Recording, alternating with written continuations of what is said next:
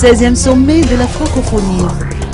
Convention de partenariat avec la BFV Société Générale.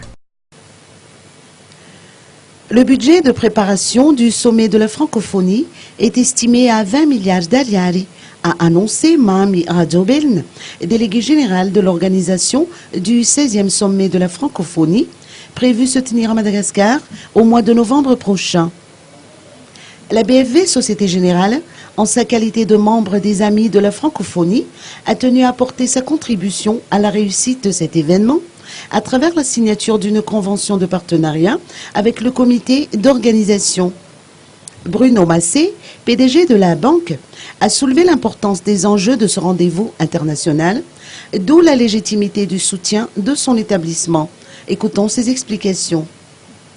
D'appui financier même quelquefois, puisque on va participer un petit peu à notre groupe les Amis de la francophonie, voilà, en termes de communication essentiellement.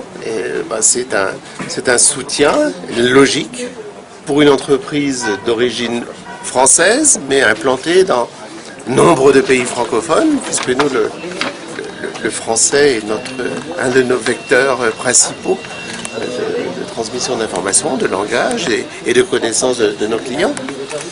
Comme je disais, nous sommes installés depuis 1903 au Maroc, pour commencer, 1864 en France, 1903 au Maroc, et puis après nous avons essaimé en Afrique subsaharienne, essentiellement sur les anciennes colonies françaises, et puis nous sommes restés, et nous sommes fort attachés au développement de la langue française et de tout le travail économique qui se fait autour de la langue française. Puisque le français, d'ici, c'est les chiffres qui le disent, 2030-2050, sera la langue la plus parlée au monde, détrônant largement l'anglais et les autres langues. Voilà. Donc c'est un monde économique derrière le français, c'est un monde d'échange. Et c'est tout à fait normal pour nous peut-être.